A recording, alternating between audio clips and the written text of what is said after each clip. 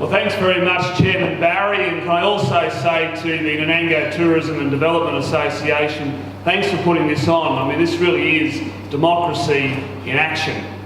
Now, today I've come in from door knocking around Rulan and Wandai.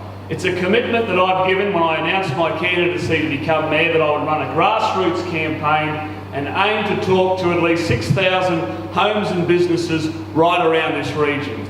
And there's a reason for that. The new Mayor has to know the region inside out and back to front on day one. And the only way you can really effectively do that is to go out and do those hard yards now, talking to people to really understand what are the issues facing the South Burnett. I hit 3,000 homes on Saturday whilst I was in Proston.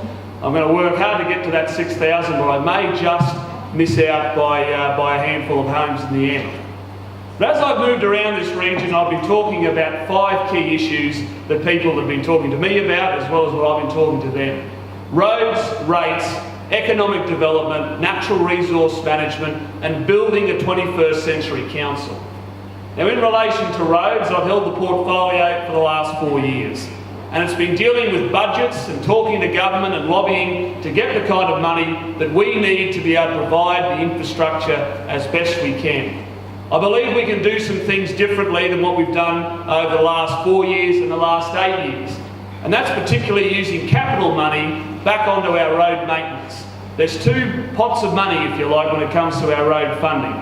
There's capital, which comes out of a lot of grants, but also depreciation. And then we've got our general road maintenance, which is out of general revenue. I see my mum down the back there, and she used to say to me growing up, if you can't look after what you've got, you shouldn't increase it. And that's the philosophy that I see where we are today. We're spending too much on capital and not enough on road maintenance, and I want to be able to change that. And I've got the experience, having held that portfolio, to be able to make that change, to be able to increase the $6 million we're spending on road maintenance, getting it more and more so we can get a 4th grader crew on board to continue to make sure that we can get to the kind of requests that we get. I notice there's a question about the road levy, so I'll wait for them to answer that particular question and topic. Now, on the issue of rates, over this last 4 years, I voted against $5 million worth of borrowings. That is the one thing more than anything that will push your general rate up. Particularly in this current financial year, 50% of the general rate increase was related to the $5 million in borrowing that I voted against. And that was related to the Blackbuck Town Development Scheme. Now, the reason I voted against that was the way that we run our property. My father and my uncle run our property. We don't go to the bank. We don't go to the bank without a plan for what we want to spend, borrowing the amount of money that we want to borrow. I saw what occurred with the Blackbuck Town Development Scheme was that we were borrowing $3 million 2 weeks before the budget was due with no plan. And I thought that's no way that we should be running a business. And I voted against it. I'm not against the project, and I think we still could have been able to deliver that project through our Capital Works program without necessarily having to borrow money. As we all know, as business owners know, as households know, that when you borrow money, you've got to pay it back, and you've got to pay it back and then some with the interest.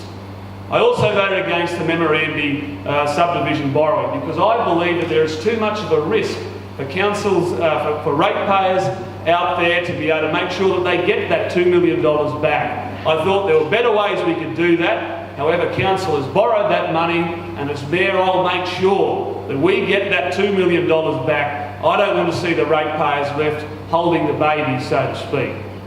Now, in relation to economic development, council is in a really unique position in the South Burnett. We already own a lot of industrial land as it is today.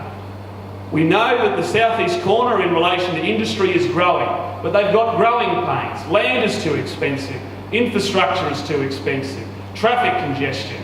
In this day and age, there are so many businesses that don't necessarily need to be in the southeast corner to be able to really grow and prosper. So I want to go down there and be able to talk to them and say that we've got the land here for you to be able to move.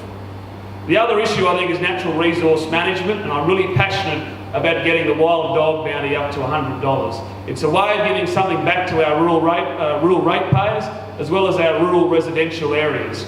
And just finally, in relation to building a 21st century council, We need to embrace technology more, and Council has a role in leading the community as we go forward to make sure that we're meeting the challenges in relation to the new technological age. That's me, is it? No worries. Thank you very much.